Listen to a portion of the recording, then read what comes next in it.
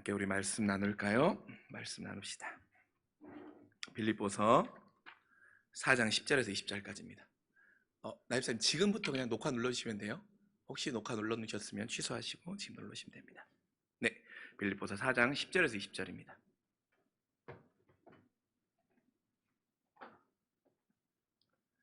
빌립보서 4장 10절에서 20절까지의 말씀. 신약 323쪽이네요. 빌립보서 4장 10절에서 20절까지의 말씀. 네, 우리 말씀 함께 한 목소리로 봉독합시다. 시작. 내가 주 안에서 크게 기뻐함은 너희가 나를 생각하던 것이 이제 싹이 남이니 너희가 또한 이를 위하여 생각은 하였으나 기회가 없었느니라. 내가 궁핍함으로 말하는 것이 아니니라. 어떠한 형편에든지 나는 자족하기를 배웠노니 나는 비천에 처할 줄도 알고 풍부에 처할 줄도 알아. 모든 일 곧 배부름과 배고픔과 풍부와 궁핍에도 처할 줄 아는 일체의 비결을 배웠노라. 내게 능력 주시는 자 안에서 내가 모든 것을 할 수 있느니라. 그러나 너희가 내 괴로움에 함께 참여하였으니 잘하였도다. 빌립보 사람들아, 너희도 알거니와 복음의 시초에 내가 마게도냐를 떠날 때 주고받은 내 일에 참여한 교회가 너희 외에 아무도 없었느니라. 데살로니가에 있을 때에도 너희가 한두 번뿐 아니라 두 번이나 나의 쓸 것을 보내었도다. 내가 선물을 구함이 아니요 오직 너희에게 유익하도록 풍성한 열매를 구함이라. 너희는 내게는 모든 것이 있고 또 풍부한지라. 에바브로미도에게 편해 너희가 준 것을 받음으로 내가 풍족하니 이는 받으실 만한 향기로운 제물이요 하나님을 기쁘시게 한 것이라. 나의 하나님이 그리스도 예수 안에서 영광 가운데 그 풍성한 대로 너희 모든 쓸 것을 채우시리라. 하나님 곧 우리 아버지께 세세토록 세세무궁토록 영광을 돌릴지어다. 아멘.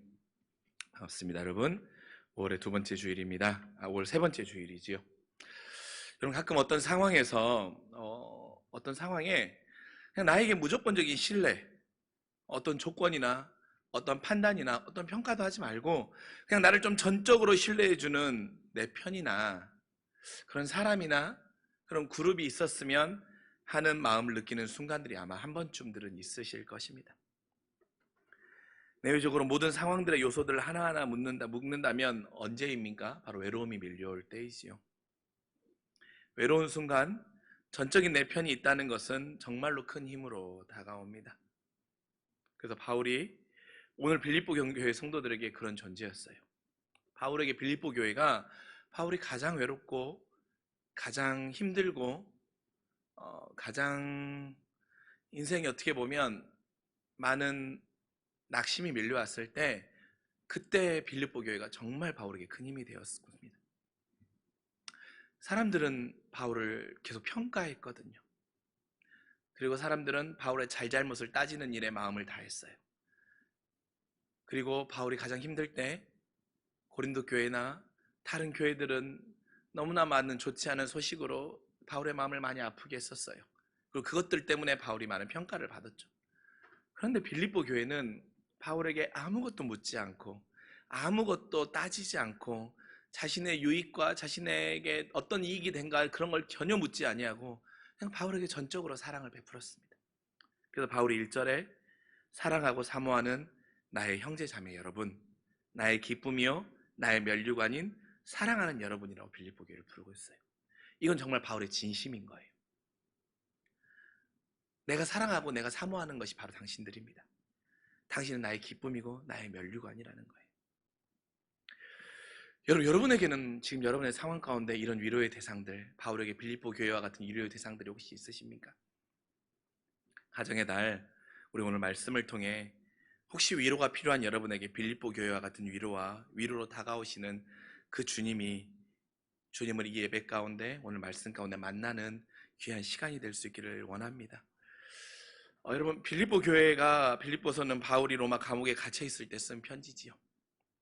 바울이 선교 여행 중에 개척한 교회들 중에 바울을 근신케 하는 교회가 많았다고 제가 말씀드리지 않았습니까? 대표적인 교회가 바로 고린도 교회죠. 하지만 빌립보 교회는 끝까지 바울을 기쁘게 했던 교회예요. 그럼 지금 빌립보 교회 바울은 지금 빌립보 교회 편지를 쓸 때 바울이 어떤 상황이냐면 가택연금 상태인 거예요. 감옥에 가야 되지만 로마인이기 때문에 가택연금 상태인 거예요. 그러니 뭐 아무것도 할 수 없는 상황이었던 거죠. 그렇기 때문에 생활비도 필요했고 도울 자도 필요했던 것입니다. 근데 한동안 빌립보 교회가 바울을 돕는 일에 소홀히 하다가 한참 만에 바울에게 사랑의 헌금을 보낸 거예요. 에바브로 니도를 통하여서 그 사랑의 헌금을 보낸 겁니다. 그래서 바울이 10절에 그렇게 고백하는 거예요. 너희 안에 다시 싹이 나고 너희 안에 다시 싹이 나니까 내가 기뻐한다라는 것입니다. 그러면서 바울이 15절에 이렇게 고백하는 거죠. 내가 복음을 전하던 초기에 나에게 협력한 사람들은 빌립보 교회밖에 없다라는 거예요. 내가 복음을 전할 때 다른 사람들은 나 바보 같고 어리석고 그게 되겠냐라고 말할 때 나에게 전적으로 힘을 모아주었던, 사랑을 모아주던 건 너희들밖에 없다라는 것입니다. 그래서 여러분, 바울이 유독 빌립보 교회에 받은 사랑, 바울에게 또 다른 많은 사람들도 사랑을 베풀어 주기도 하고 또한 사랑을 나누어 주었을 겁니다. 그런데 유독 빌립보 교회 성도들에게 이렇게 그 사랑에 대한 고마움과 감사의 마음을 전하는 이유가 있을 것입니다. 그 이유는 뭐냐면 첫 번째로는 바울에게 빌립보 교회는 나의 수고가 헛되지 않음을 증명해 주는 것이 바로 빌립보 교회였기 때문입니다. 바울은 9절에 이렇게 말합니다. 빌립보 교인들에게 나에게 배우고 듣고 본 바를 행하라고 말해요. 나에게 보고 듣고 본 바를 행하라고. 그런데 빌립보 교회가 바울이 가장 어려운 시절에 그렇게 행하는 열매를 보이고 있는 것입니다. 다른 교회들은 바울의 소식에 육체의 겨려움에 마음의 짐을 더할 뿐이었었어요. 여러분, 그럼 어떻습니까? 사람이 육체의 괴로움이 있고 사람이 나에게 어려움이 계속해서 다가오고 나에게 어려움이 더해지면 어떻게 됩니까? 바울도 그랬을 거예요. 내 사역에 대한 깊은 회의감이 들었을 것입니다. 하지만 빌립보 교회가 바울의 그 회의감을 깰 수 있도록 해줬던 거죠. 빌립보 교회의 열매가 바울을 위로했던 거예요. 내가 했던 사역들이 헛되지 않았구나. 내가 지금 그로 인해 감옥에 있는 것이 무의미하고 고난의 시간이 아니구나 라고 하며 위로가 된 것입니다. 사랑하는 성도 여러분, 하나님은 여러분에게 여러분의 삶의 수고로 맺고 있는 열매들을 통해 여러분의 수고가 헛되지 않음을 통해 여러분을 위로하실 것입니다. 아마 여러분이 여러분의 자녀나 여러분의 배우자나 아니면 여러분 주변에 있는 이들에게 그리스도의 복음 때문에 많이 참기도 하고 또 인내하기도 하고 희생하기도 하는 그런 모습들이 있으셨을 거예요.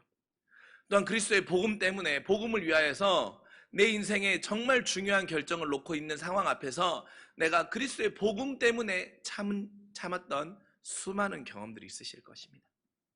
때로는 그것이 자녀를 향한 것일 수도 있고 때로는 내 이웃인 경우일 수도 있고 때로는 내 남편을 향한 경우일 수도 있을 거예요. 그때 하나님 여러분에게 해주시는 위로의 말씀 뭐냐면 너의 수고가 헛되지 않았다라는 거예요. 그것 때문에 비록 네가 지금 고난에 있을 수도 있고 그것 때문에 네가 지금 어려움의 형편에 있을 수도 있고 그것 때문에 네가 지금 절망의 상황 가운데 있을 수도 있지만 그러나 그게 다가 아니라는 거예요. 그로 인하여서 너의 자녀가, 너의 남편이, 너의 주변에 있는 사람이 구원의 은혜와 넌 하나님과 가까워지고 의의 열매를 맺었다면 너의 수고와 너의 인내와 너의 그 모든 상황이 헛되지 않았다라고 주님은 저와 여러분에게 말씀해주고 있는 것입니다. 그러면서 그 위로를 통해 주님은 나에게 잘 살았다라고 말씀해 주시는 거예요. 여러분, 우리 인생에 잘 사는 건요, 내가 세상의 판단과 세상의 기준에서 지금 잘 먹고 잘 사는 게 잘 사는 것이 아니라 특별히 신앙인에게는 하나님이 네가 참 잘 살고 있다라고 말씀해 주시는 것이 우리 인생에 정말로 잘 사는 길이고 내 인생이 정말 잘 살고 있는 길임을 잊지 않기를 간절히 소망합니다. 두 번째는 어떻습니까? 우리가 잘 알 수 있다시피 바울이 빌립보 교회에 정말 고마워했던 것은 힘이 없을 때 바울을 지켜줬기 때문이에요. 바울이 가장 힘이 없을 때. 빌립보 교회 교인들은 어떻습니까? 바울이 마게도냐를 떠날 때에도 데살로니가 있을 때에도 그를 돕는 일에 힘을 모았죠. 바울은 이들의 선함과 도움을 통해 나는 지금 풍족하다고 말하고 있는 것입니다. 여러분, 바울이 정말로 풍족해서 풍족하다고 합니까? 막 바울이 하루에 3끼 고기 먹고 정말 먹고 싶은 거 아무거나 먹을 수 있고 뭐 물질의 어려움이나 빈곤이나 이런 지금 상황이 아니어서 바울이 풍족하다고 말하고 있습니까? 아니죠. 바울은 11절의 고백처럼 자족을 배운 사람이었습니다. 내가 일체의 자족을 배웠다라고 하고 있지 않습니까? 그러니 내가 지금의 몸과 마음이 풍족할 수는 없지만 빌립보 교인들이 그를 지켜주는 그 사랑 때문에 내가 지금 풍족함을 느끼고 있고 이를 감사하고 있다라는 거예요. 그들이 큰 것을 주어서 감사한 것이 아니라 사랑을 받고 있음에 감사하다라는 거예요. 사랑을 받고 있기에 내가 풍족함을 느낀다라는 것입니다. 그리고 그 사랑 때문에 내가 고난을 견딜 수 있다라는 것입니다. 여러분, 외로움과 절망 가운데 있는 사람들은요, 누군가에게 해결책을 원하지 않아요. 막 이희수 권사님이 굉장히 외로움과 절망의 큰 상황 가운데 있어요. 근데 여러분, 그 권사님에게 주변에 있는 사람들이 해결책을 우리는 대부분 바라지 않습니다. 왜? 알죠. 내 주변에 있는 사람들이 이걸 해결해 줄 수 없다는 사실을 우리는 사실 잘 알아요. 그때 우리가 주변에 있는 사람들에게 바라는 것은 무엇입니까? 그냥 묵묵히 그 사람과 함께 견뎌주고 그 사람을 함께 사랑해주고 또한 그 사람과 함께 어떻게 합니까? 힘을 실어주는 것, 그것 하나만으로도 우리는 많은 도움과 위로를 얻는 거죠. 근데 이와 정반대로 행동한 우리의 모습들이 있죠. 어떤 일이 딱 터지면 내 가정에 내 상황에 어떤 일이 딱 터지면 내 주변에 혹시 돌아봅시다. 난 어떻게 행동하고 있는지. 그 일이 발생하면 자꾸 그 일을 통하여서 힘이 없게 된 이유와 원인을 자꾸 다른 사람에게 들이밀며 정죄하는 것입니다. 또 어떻게 하죠? 심지어는 내가 지금 이렇게 된 상황이, 우리 집이 지금 이렇게 된 모습, 모든 것이 바로 너 때문이라는 식으로 자꾸 공격을 해요.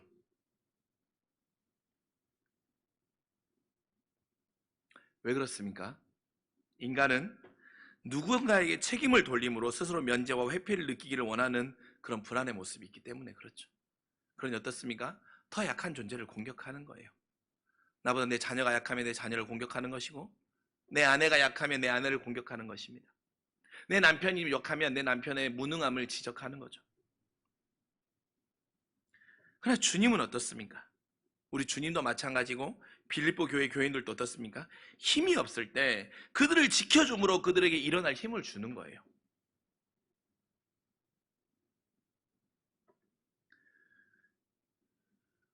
우리가 부부 생활을 하거나 가정 생활을 하다 보면 가정에 한두 번의 어려움이 만날 수밖에 없죠. 정말 큰 파도와 정말 큰 파고를 만납니다. 내 인생에 이럴 수 있나 싶은 일들을 만나는 경우가 있죠. 근데 그때 우리가 잘 알잖아요. 그때 누구 때문에 그 일이 일어났는지에 대해서 사실 부부는 말하지 않아도 사실 그 잘못의 비중, 이 일이 발생한 경중에 대해서 잘 압니다. 근데 그때 싸움이 될 때는 어떠합니까? 어떤 경우에 싸움이 일어납니까? 너 때문에라고 하면 싸움이 일어나는 거죠. 그것을 계속해서 공격하면 싸움이 일어나는 거죠. 그러나 다시 회복하고 다시 일어설 수 있는 힘은 무엇입니까?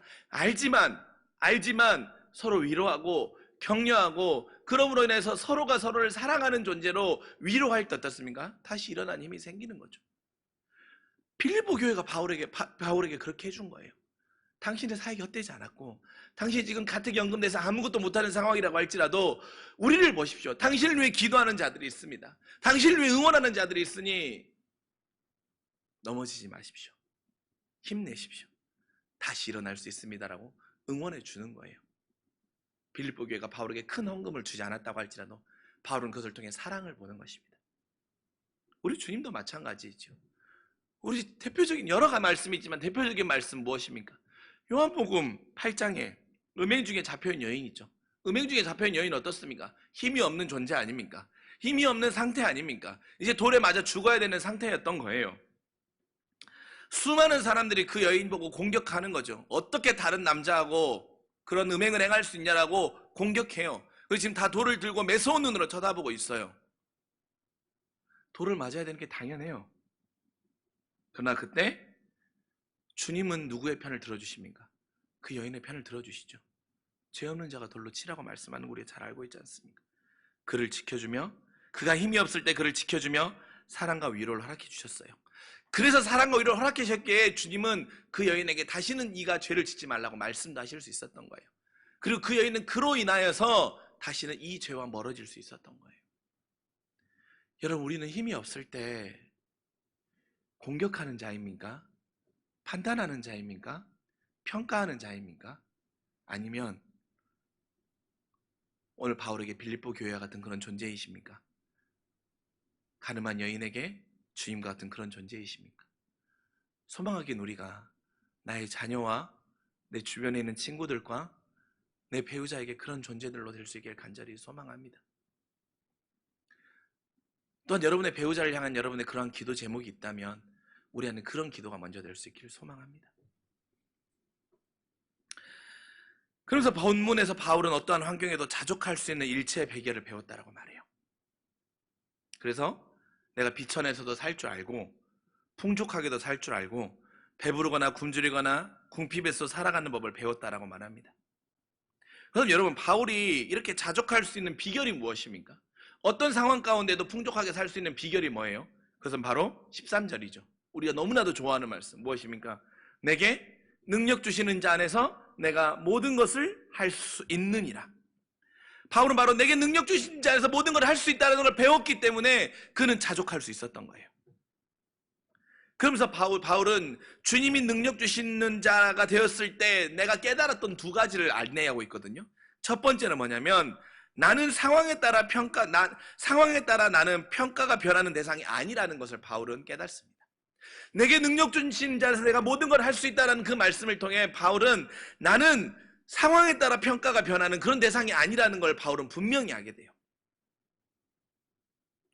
여러분, 바울이 고백하고 있는 것처럼 바울이 항상 어려운 상황에만 있던 게 아니에요. 풍부한 상황도 있었어요. 승승장구하는 상황도 있었어요.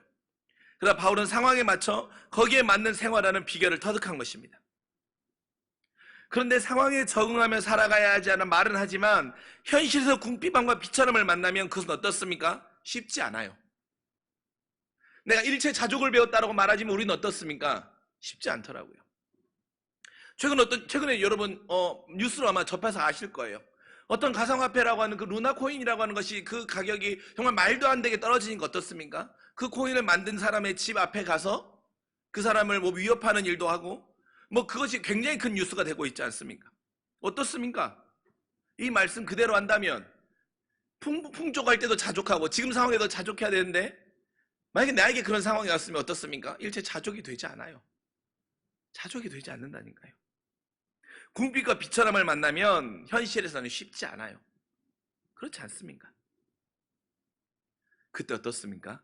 우리에게 다가오는 많은 감정, 내가 작아지는 것 같고 실패한 사람인 것 같고 끝난 것 같은 감정과 현실의 모습을 우리는 맞이하죠. 그렇잖아요. 내 인생 다 실패된 것 같고 내가 지금까지 살았던 모든 수고한 것들이 다 허무하고 헛된 것 같고 그런 감정과 그런 우리의 모습을 만난다니까요. 그런데 바울은 어떻게 여기서 살아가는 법을 배울 수 있었을까요? 바로 그가 그리스도 안에 있었기 때문입니다. 바울도 절망했어요. 바울도 낙심했어요.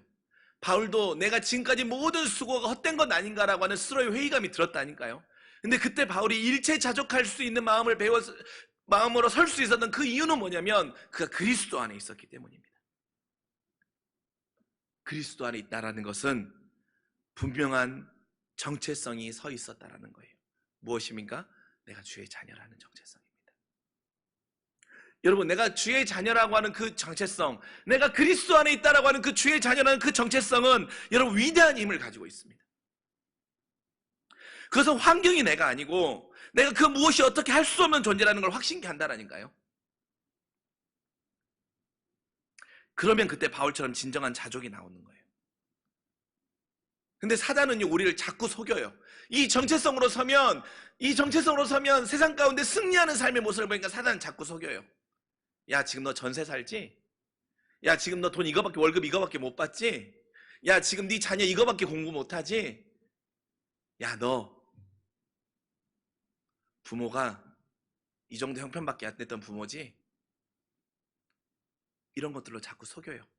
이게 나의 정체성인 것처럼, 이게 나인 것처럼. 너 회사에서 그 정도밖에 안 되는 사람이잖아. 그래서 그게 내 정체성인 것처럼 속여요. 그럼 어떻게 합니까? 자족할 수 없죠. 그럼 무엇을 선택합니까? 사단이 우리를 미혹하는 그 길을 선택해요. 야, 선악과 딱 먹어. 신앙이 별거냐? 신앙이 밥 먹여주냐? 그리스도와 관계없는 삶 살아. 그러나 내가 그리스도의 자녀이고 내가 그리스도 안에 있다라는 것은, 그리스도 안에 내가 있다라고 하는 그 분명한 정체성만 있다고 하면, 여러분, 하나님은, 주님은 우리에게 이렇게 말씀해 주세요. 야, 너가 이혼 가정에서 태어났니? 야, 너가 지금 사업을 하다 다 망했니? 야, 네가 지금 아직 취업을 못하고 있니? 네가 지금 몸이 아파가지고 병들어 있니? 그래서 뭐? 그래도 너는 내 자녀인데. 세상은 너를 그것을 판단하고 그것으로 너를 평가해서 너를 버리기도 하고 너를 매섭게 세상의 기준을 올리려고 하지만 나는 상관없어. 네가 부자여도 상관없고,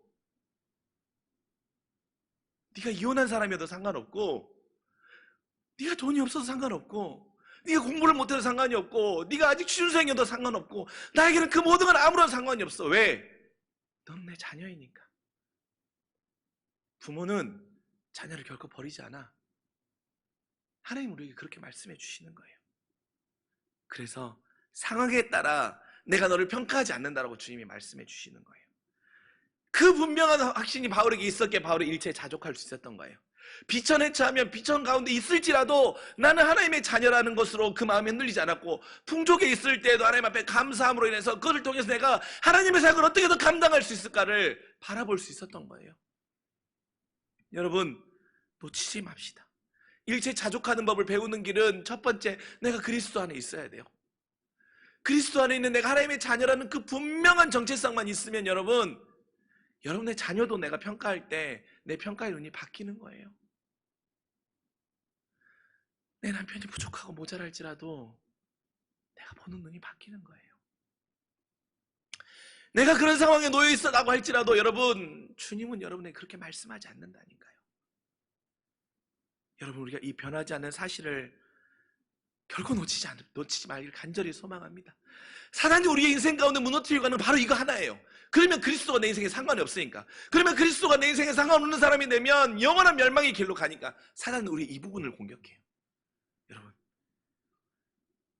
이렇게 우리 안에 이번 한 주 여러분 안에 이 고백이 있기를 소망합니다. 매일매일 여러분 안에 이 고백이 있기를 소망합니다. 나는 상황에 따라 평가받는 그런 대상이 아니라는, 주님은 나를 상황에 따라 평가하는 대상이 아니라는 그 분명한 자녀됨의 정체성이 우리 안에 굳게 세워질 수 있기를 간절히 소망합니다. 그러면서 주님이 우리에게 말씀하신 일체 자족의 비결을 배웠다라고 말씀하시면서, 주님이 능력 주시는 데서 모든 걸 할 수 있다라고 말씀하시면서 바울이 깨달은 두 번째는 뭐냐면, 그래서 나는 모든 걸 할 수 있다라는 거예요. 나는 모든 걸 할 수 있다라는 거예요. 바울도 지금 상황에 모든 걸 할 수 없는 상황입니다. 아무것도 할 수 없는 상황이에요. 그저 할 수 있는 유일한 것은 편지 쓰는 걸 하나밖에 할 수 없어요. 그런데 모든 걸 할 수 있다는 말이 도대체 웬 말입니까? 여러분, 이 말은 무엇을 하고 말고의 뜻이 아니에요. 내가 지금 전도를 하고, 내가 선교를 하고, 내가 나가서 복음을 전하고, 이런 무엇을 할 수 있다 행위, doing에 대한 말이 아니에요. 그것은 내가 모든 것을 할 수 있다라고 말하는 자, 나는 모든 걸 할 수 있는 자입니다라고 고백한다라고, 이 말은 무슨 말이냐면, 나는 주님의 능력을 얼마나 신뢰하고 있는가라고 하는 그 뜻인 것입니다. 내가 모든 것을 할 수 있습니다라고, 나는 모든 걸 할 수 있는 자라고 말하는 것은 내가 주님을 전적으로 신뢰합니다라고 하는 바울의 이 믿음의 고백이 빌립보 교인들에게 이렇게 전하고 있는 거예요. 지금 바울과 같은 현실에 있는 분들이 있을 거예요. 그리고 주저주저하는 분들도 있을 거예요. 그러면서 피할 길과 하지 못할 이유를 찾는 분도 있을 거예요. 이것은 주님의 능력에 대한 내 믿음과 신뢰가 없는 거예요, 여러분. 주저주저하고 피할 길을 찾고 내 스스로 나를 초라하게 만드는 것은 여러분 하나님을 진짜 온전히 더 신뢰하지 못하고 있는 거예요. 정말 죄송한 말씀이지만 하나님을 전적으로 신뢰하지 못하고 있는 내 모습인 겁니다.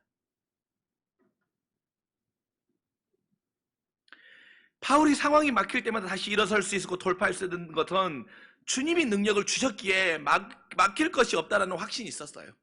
바울이 상황이 막힐 때마다 어떻습니까? 바울이 로마의 감옥에 갇혀 있을 때나 또한 바울이 자신을 항변할 때나 모든 상황이 막힐 때마다 바울이 그 상황을 돌파할 수 있었던 건 뭐냐면 주님을 전적으로 신뢰했던 거예요. 나는 지금 막혀 있지만 나를 돌파할 수 있게 하는 주님이 내게 힘을 주실 것이라는 걸 믿었기 때문에 그 상황 가운데 주저하거나 멈춰 있거나 무너져 버리지 않았던 거예요. 그러니까 하나님은 바울을 정말로 돌파할 수 있게 하지 않습니까?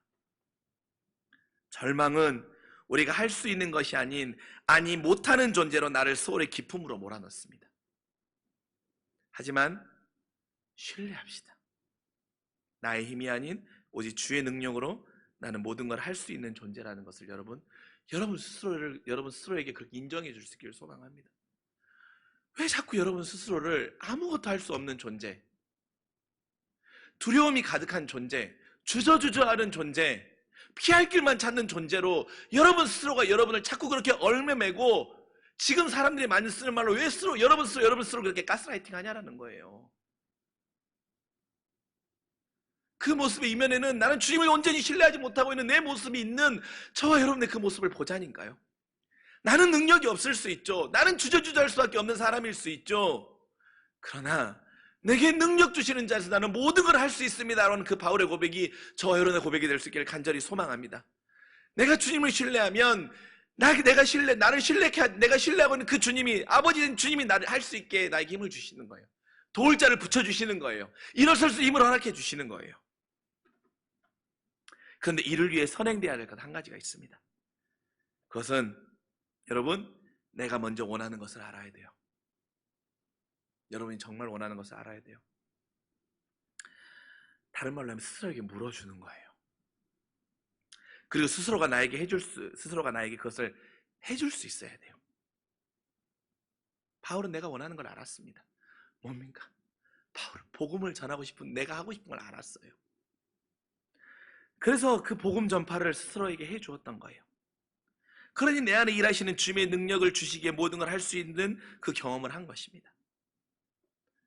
여러분, 스스로에게 물어주면 그것을 스스로 해줄 수 있는 용기를, 우리 안에 스스로 물어주며 스스로 그것을 해줄 수 있는 용기를 우리 안에 스스로 복돋아 줄 수 있기를 소망합니다. 그 일을 할 수 있도록 능력 주시는 주님이 내 안에 있고 내 아버지에게 나는 할 수 있는 그런 존재임을 선언할 수 있기를 소망합니다. 여러분 안에 영적인 믿음의 가스라이팅이 일어났으면 좋겠어요. 세상과 절망과 비관의 가스라이팅으로 내 스스로를 얽어매지 마시고 정말 38년 된 병자처럼 물속에 들어갈 수 없는 이유만을 찾는 그런 내 모습의 가스라이팅에서 벗어나서 영적인 가스라이팅을 하자니까요. 스스로에게 물어주고 할 수 있는 존재이고 능력 주신 아버지가 있기 때문에 나는 일어설 수 있습니다 라고 하는 그러한 내 안에 용기를 북돋아 넣어 주십시오. 그러면 돼요. 그럼 하나님이 여러분을 통해 일하셔요. 그러면서 바울이 우리를 위로하는 근본적인 힘이 무엇인지 말합니다. 그에게 빌립보 교회의 사랑도 큰 위로였습니다. 또한 자족함을 배우는 그 능력도 도움이 됐습니다. 하지만 그보다 먼저 되었던 것이 있었어요. 그에게는 오직 참 위로는 예수 그리스도밖에 없다라는 것입니다. 바울이 예수 그리스도를 통해 위로를 얻었기 때문에 이 모든 것들이 나올 수 있었던 거예요.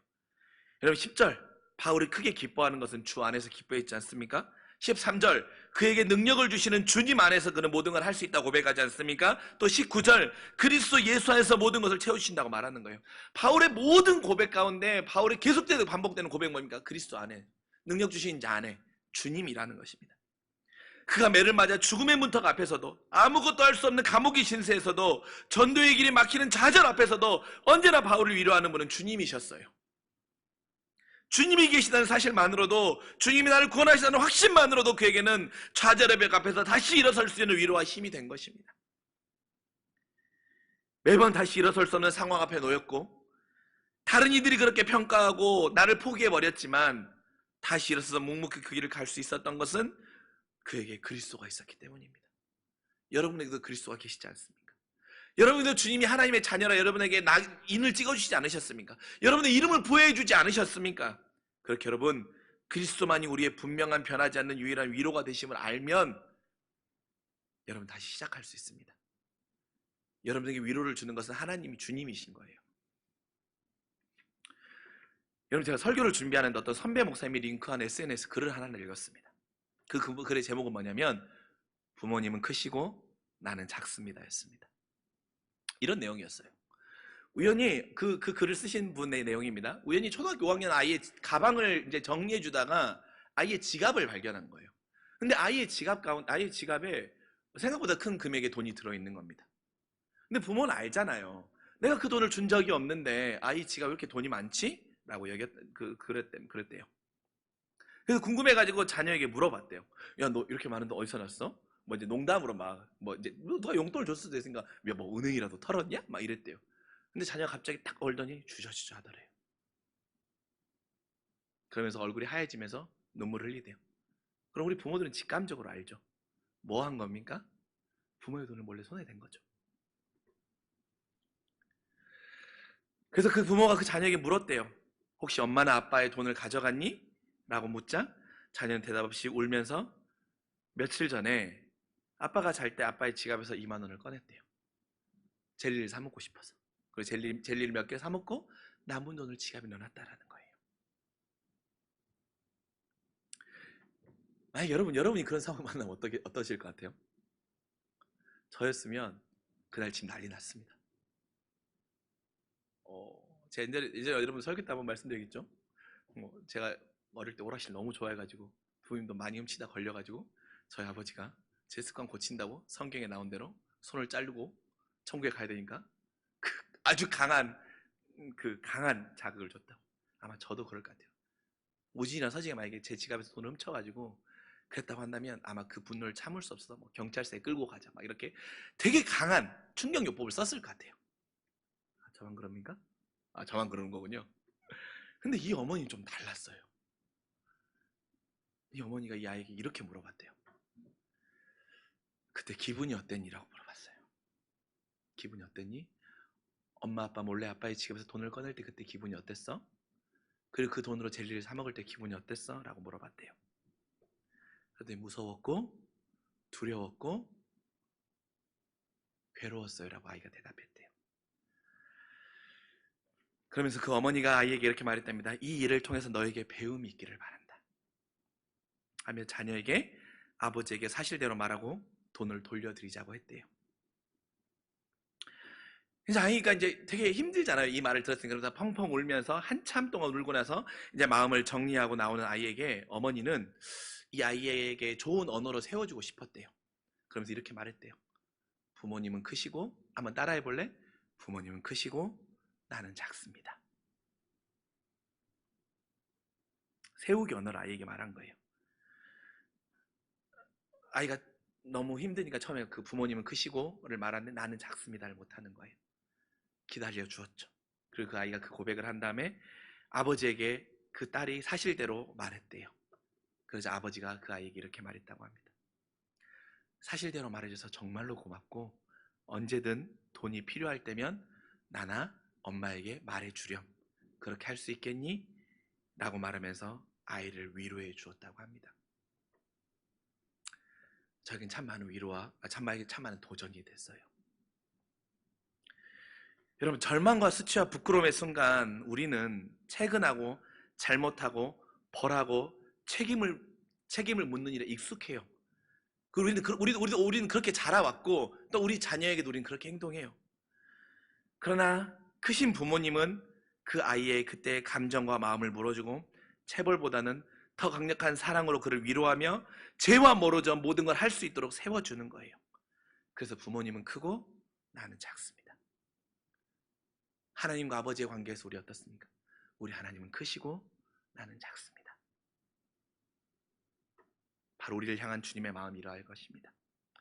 세상의 주변은 여러분에게 지금 처한 상황에 대해서 벌받고 책임을 따지려고 할 거예요. 그리고 여러분을 채근할 거예요. 가장 가까운 사람이 그럴 수도 있고. 그러나 여러분, 그때 주님은 여러분에게 이렇게 말하는 거예요. 너는 내 자녀에게 모든 것을 할 수 있고 넌 내 자녀에게 나에게 그것이 나의 평가의 대상이 아니라고. 그래서 우리 주님은 크시고 나는 작은 거예요. 그래서 작은 내가 그리스도 안에 거하면 나는 능력 주신 자에서 모든 걸 할 수 있는 거예요. 그 주님을 신뢰함으로 인하여서 다시 일어나는 그 위로와 역사가 여러분 인생 가운데 일어날 수 있길 간절히 소망합니다.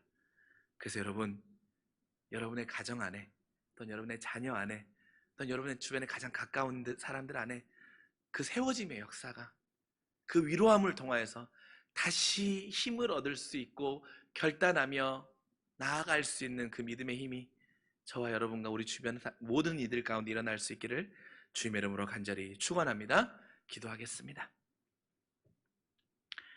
하나님, 하나님은 크시고 나는 작습니다. 절망과 수치와 부끄러움의 순간에 세상은 우리를 채근하고 우리를 벌하고 우리의 책임을 묻는 일에 익숙하지만,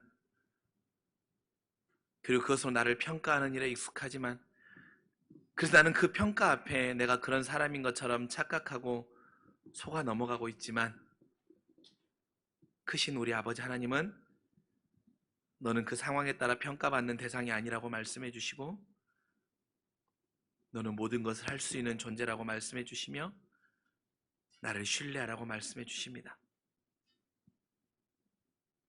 그렇게 주님은 크시고 나는 작습니다.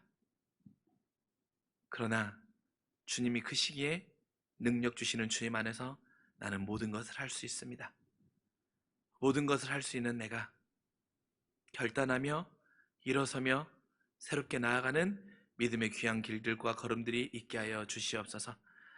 감사드리며 사랑이 많으신 우리 구주 예수 그리스도의 이름으로 간절히 기도합니다. 아멘.